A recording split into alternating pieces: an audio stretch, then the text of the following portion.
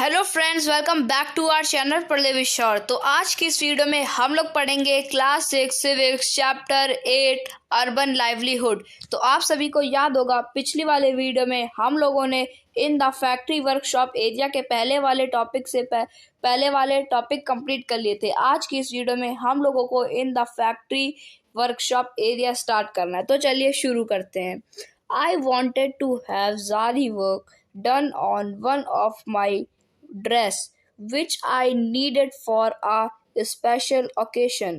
My cousin said that she knew Nirmala, who works in a garment factory. Nirmala's neighbor do zari work and embroidery, so we caught a bus and headed towards the factory area.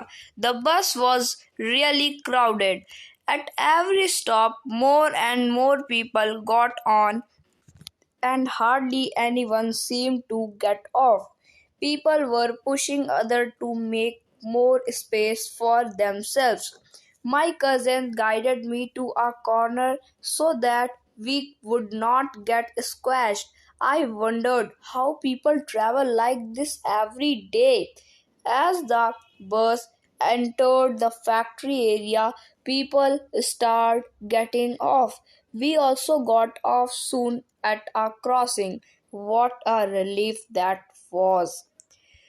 There were a large number of people sitting in railing or in groups at the crossing. They seemed to be waiting for someone.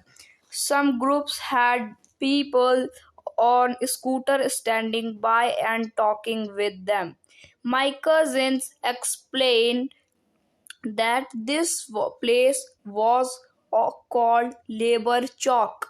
These were daily wage laborers who work as helper at masons. तो क्या होता है कि ये जो लड़की थी जो हमारे चैप्टर में है, जो कि मेन, उसको एक ज़ारी वर्क चाहिए था। और उसको कहाँ पे ज़ारी वर्क चाहिए था? अपनी ड्रेस में। यानी कि एक वर्क होता है जो कि ड्रेस पे होता है, तो उससे क्या ज़ारी वर्क कहते हैं। तो जो वो लड़की थी उससे क्या एक ज़ारी वर्क चाहिए था अपनी ड्रेस में। और वो ड्रेस में क्यों चाहिए था? क्योंकि एक स्पेशल ओकेशन में जाना था उसे, तो इसलिए उसे क्या एक ज़ारी वर्क चाहिए था। तो उसकी जो कज़न थी उसने कहा, मैं एक निर्मला आंटी को जानती हूँ जो हमारे नेबर्स में रहती हैं और वो गारमेंट फैक्ट्री में काम करती हैं। तुम उनके पास जाओ, वो जा करके क्या ये ज़ारी वर्क तुम्हारा कर देंगी। तो उन्होंने क्या एक बस पकड़ी और बस को पकड़ते वो फैक्ट्री के एरिया में जाने लगी, एक क्रॉसिंग के पास। लेकिन वो जो बस थी वो क्या इतनी क्राउडेड मतलब कि इतनी भरी हुई बस थी कि वो लोग बहुत मुश्किल में बैठे हुए थे। और उसमें हर एक लोग चढ़ता ही चला जा रहा था। और उसमें जैसे कि 10 लोग, जैसे समझ लीजिए एक लोग उतर रहा है तो 10 लोग चढ़ रहे हैं, ऐसा हो रहा था। यानी कि बहुत कम लोग उतर रहे थे, बहुत ज्यादा लोग क्या उसमें चढ़ रहे थे। और तो फिर क्या लोगों को जगह ही नहीं मिल रही थी। लोग एक दूसरे को धक्का दे रहे थे ताकि क्या उनके लिए जगह बन सके, उनको क्या जगह मिल सके उसमें बैठने की, बस में उनके लिए जगह बन सके। तो उनकी जो कज़न थी, उन्होंने उनको क्या एडवाइस किया कि इधर कोने में आकर के खड़ी हो जाओ आकर के, नहीं तो हम लोग को भी धक्का मिलेगा। कोने में हम लोग स्क्वायर, यानी कि हम लोग कोने में आकर के धक्का हमें नहीं मिलेगा। तो फिर वही कहती हैं कि देखो कैसे लोग हर दिन इसमें कैसे ट्रैवल करते होंगे बस में। और फिर जैसे ही क्या फैक्ट्री वाला एरिया स्टार्ट हुआ ना, तो ये जितने सारे लोग थे वो सब धीरे धीरे करके क्या ऑफ होने लगे। ऑफ मतलब कि उतरने लगे। और उन लोग को भी क्या फैक्ट्री वाले एरिया में उतरना था। क्योंकि सारे जितने लोग थे उन सबको कहाँ जाना था? फैक्ट्री में काम करने जाना था। इसलिए वो सब क्या वहाँ फैक्ट्री वाले एरिया में उतरने लगे। और जो उनको भी उतरना था कहाँ पे? एक क्रॉसिंग के पास। तो जैसे ही क्रॉसिंग आती है वो क्या वहाँ पे जा कर के उतर जाती हैं। और जैसे ही वो उतरती हैं तो उनके मुंह से क्या वर्ड निकलता है?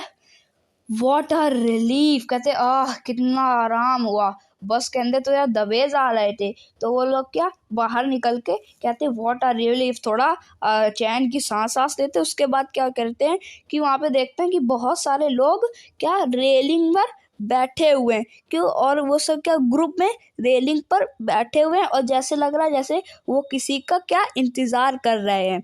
और कुछ लोग स्कूटर में स्टैंडिंग के खड़े हुए हैं। फिर उनकी जो कज़न है उन्होंने क्या कहा कि उनकी कज़न ने उनको एक्सप्लेन करा, ये लोग किसी का वेट नहीं कर रहे, ये लोग यहाँ पर खाली बैठे हुए हैं। इसे लेबर चौक कहते हैं। कौन सी चौक? लेबर चौक। लेबर चौक में क्या होता है कि यहाँ पे बहुत सारे वर्कर या लेबर जिनके पास काम नहीं होता है वो यहाँ पर बैठे रहते हैं। और कोई आदमी आया तो जैसे कि एक लेबर चौक है, वहाँ पे कई सारे लेबर बैठे हुए हैं। अब आपको कोई काम है तो अब आपको कहाँ लेबर चौक जाना पड़ेगा। किसी लेबर को चुनिए और उससे अपना करके यहाँ पे आके काम करवा लीजिए। इसलिए वहाँ पे क्या लेबर चौक होती है। तो इसलिए क्या वहाँ पर लेबर चौक थी। तो फिर उनकी कज़न ने बताया क्या एक लेबर चौक है। फिर they dig construction site, lift loads or unload trucks in the market, dig pipelines and telephone cables, and also build roads. There are thousands of such casual workers in the city. फिर उनकी cousin ने बताया ये सब क्या क्या काम करते हैं। ये सब गड्ढा अड्ढा खोदने का काम करते हैं। और क्या ये जो गैस पाइपलाइंस होती हैं इनको भी क्या खोद के लगाया जाता है, तो इनके खोदने का काम करते हैं। ये जो मोबाइल टेलीफोन केबल्स हो गई इनका भी खोदते हैं, इन्हें भी ये लोग खोदते हैं। और जो रोड्स हो गए इनको भी ये लोग क्या बनवाते हैं। ये सब कंस्ट्रक्शन साइट पर भी क्या काम करते हैं और घर भी बनवाते हैं। जो मैसन्स हो गए मिस्त्री उनको भी क्या ये लोग मदद करते हैं। We entered the factory area to find it full of small workshops. There seemed to be endless rows of them. In one section, we saw people working in a small room on sewing machine where clothes was being stitched. One person operated one sewing machine. Clothes that had been stitched were stacked on one side of the room. We located Nirmala in the stitching unit. She was happy to meet my cousin and promised to get Zari work done on my dress. Nirmala work as a tailor in an export garment unit. The factory where she works makes summer clothes for people in foreign countries like USA, UK, Germany, and Netherlands. Workers like Nirmala have to work very long hours in monthly from December to April. A normal working day begins at 9 a.m. and finish by 10 p.m. Sometimes even later. She works for 6 days as a 6 days a week. At time when the work needs to be done urgently, she works on Sundays too. Nirmala is paid rupees 280 a day for 8 hours and rupees 100 extra for working late. By June, the work is over and the factory reduces its staff. Nirmala will also ask to leave for about 3 or 4 months in the year. There is no work for her. तो क्या होता है कि जब उन लोग factory में enter हुए तो वहाँ पे क्या उनको बहुत सारे कमरे दिखे। और एक कमरे में क्या देखा कि वहाँ पे बहुत सारे छोटे छोटे वर्कशॉप लगी हुई है। फिर दूसरे कमरे में जा कर के देखा कि वहाँ पे क्या बहुत सारे लोग स्टिच मशीन लेकर के क्या सिलाई कर रहे हैं। और फिर उन्होंने क्या देखा कि फाइनली उन्होंने क्या निर्मला को ढूंढ लिया। और जब वो निर्मला के पास मिले तो निर्मला को देखते ही क्या करे, निर्मला उनकी कज़न को देख करके खुश हो गई, हैप्पी हो गई। और फिर उन्हें प्रॉमिस करा कि वो इनकी जो ड्रेस है उसमें क्या ज़ारा डिज़ाइन कर देंगी। और क्या हुआ कि जो निर्मला है वो कहाँ पे काम करती थी, वो एक एक्सपोर्ट फैक्ट्री में काम करती थी।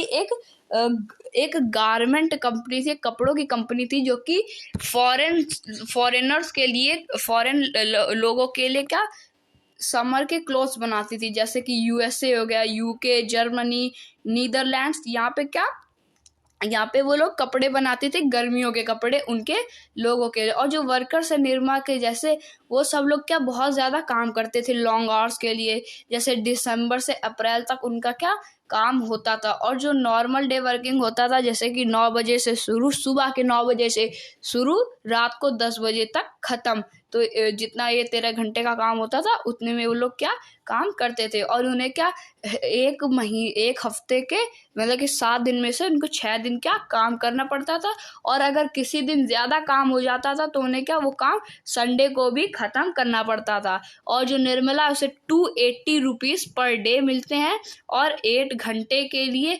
और 100 रुपये एक्स्ट्रा अगर वो वर्क करती है तो उसे 100 रुपये उसके लिए मिलते हैं।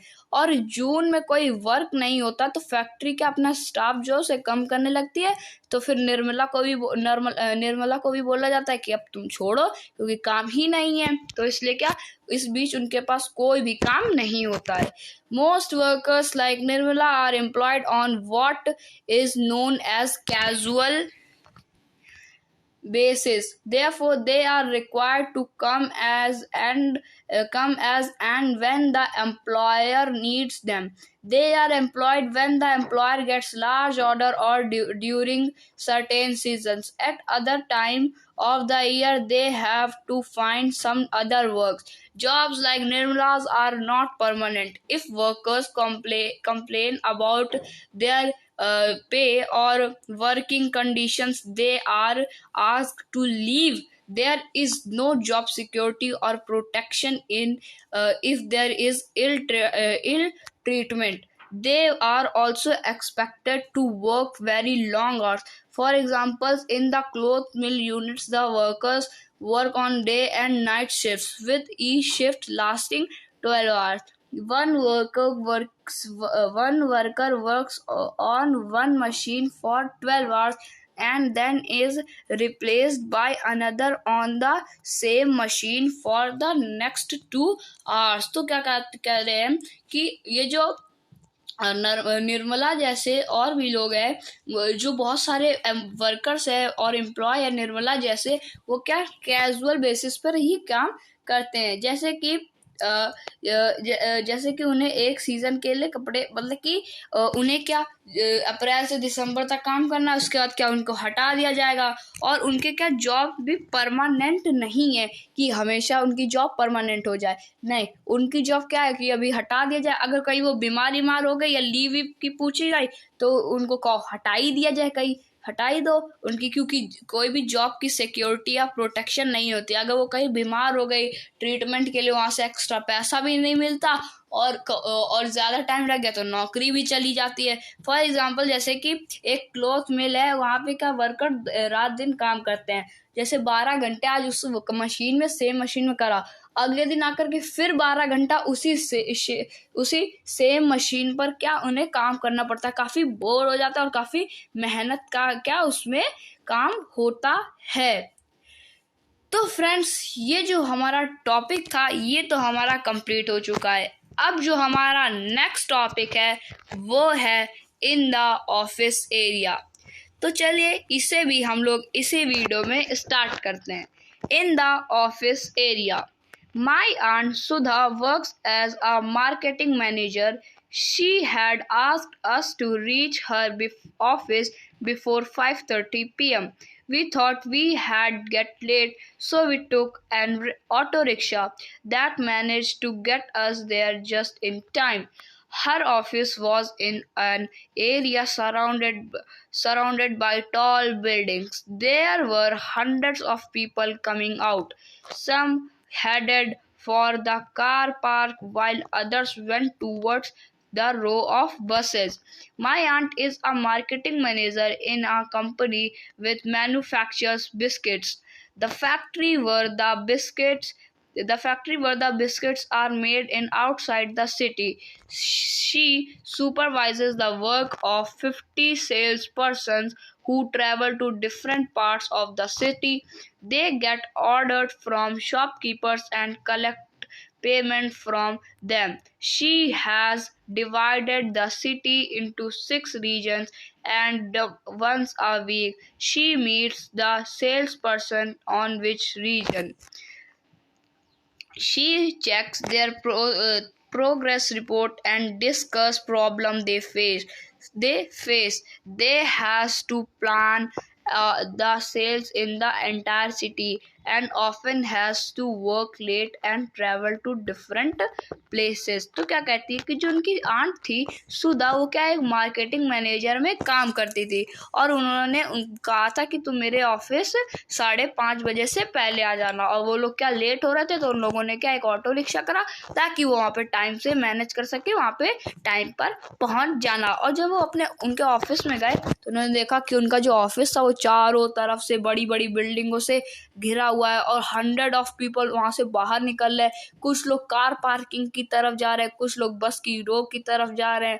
और जो उनकी आंट थी, उनकी जो आंटी थी, वो कहाँ पे मार्केटिंग एंड मैनेजर में वो एक मार्केटिंग मैनेजर, वो उस कंपनी में क्या मैनेजर की काम करती थी। किसके? वो बिस्किट फैक्ट्री थी, और उसमें क्या वो बाहर सिटी में थी, और जो भी और वो क्या 50 सेल्स पर्सन का क्या सुपरवाइज भी करती थी। और जो जितने भी ये सारे ऑर्डर आते थे, बड़ी बड़ी जितने भी शॉप्स हो गए इनसे ऑर्डर आते थे, कॉम्प्लेक्स हो गए इनसे क्या ऑर्डर जो आते थे, इनकी वो क्या पेमेंट शॉपकीपर से जो पेमेंट है वो कलेक्ट करती थी, और वो क्या उन्हें डिवाइड कर देती थी सिटी को एकदम 6 रीजन में, और once a week meet sales person for of each region. यानी कि जो जितने भी शॉपकीपर्स या जो जितने भी सेल्स पर्सन है उन्हें क्या सिटी को 6 रीजन में डिवाइड कर देती थी, और हर एक रीजन में क्या एक सेल्स पर्सन लगा देती थी, और उनसे क्या हर एक रीजन के बारे में बातचीत करती थी। उनका क्या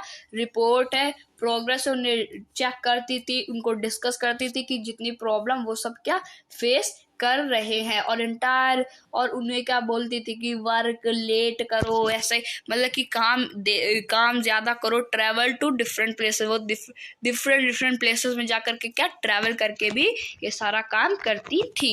she gets a regular salary every month and is a permanent worker with the company. She can expect her job to continue for a long period of time.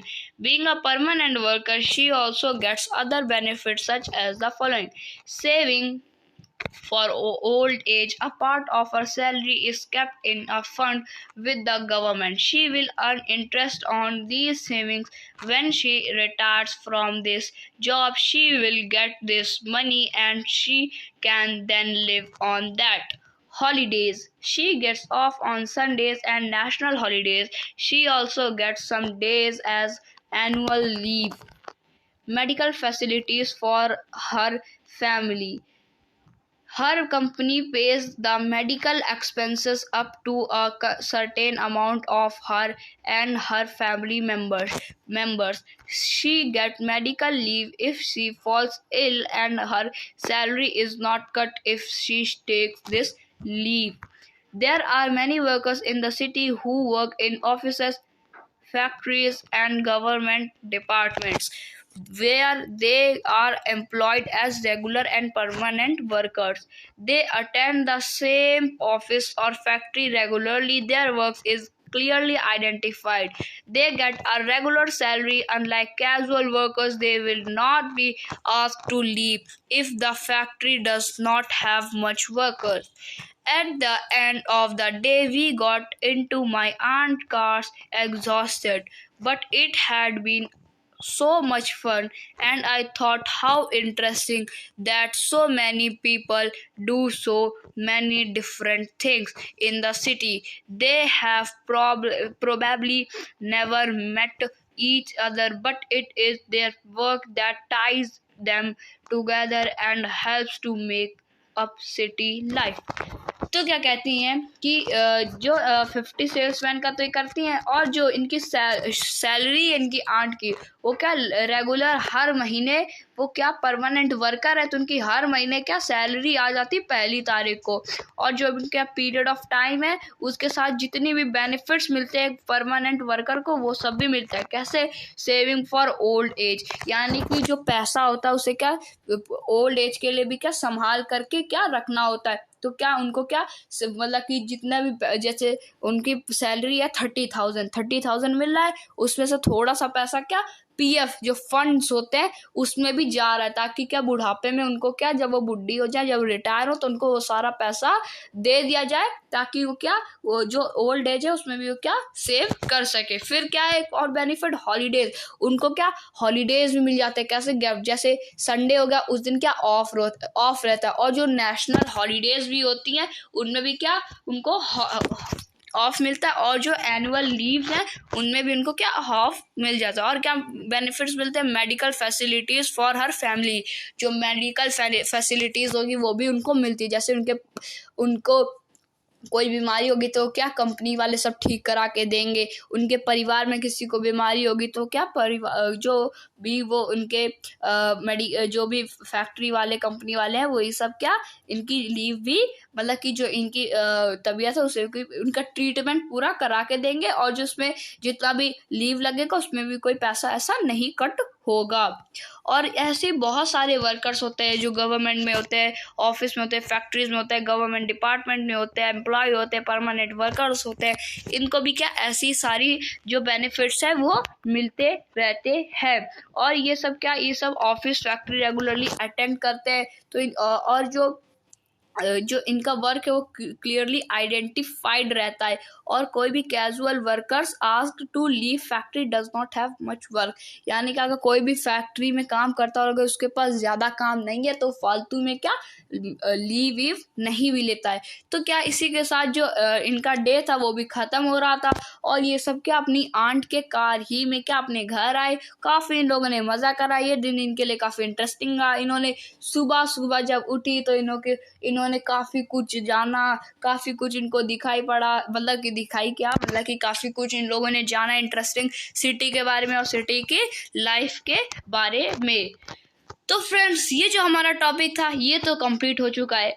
अब जो इसके क्वेश्चन आंसर है इस चैप्टर के वो हम लोग करेंगे नेक्स्ट वीडियो में। आज की इस वीडियो में इतना ही, मिलेंगे नेक्स्ट वीडियो में क्वेश्चन आंसर के साथ। तब तक के लिए थैंक यू वेरी मच।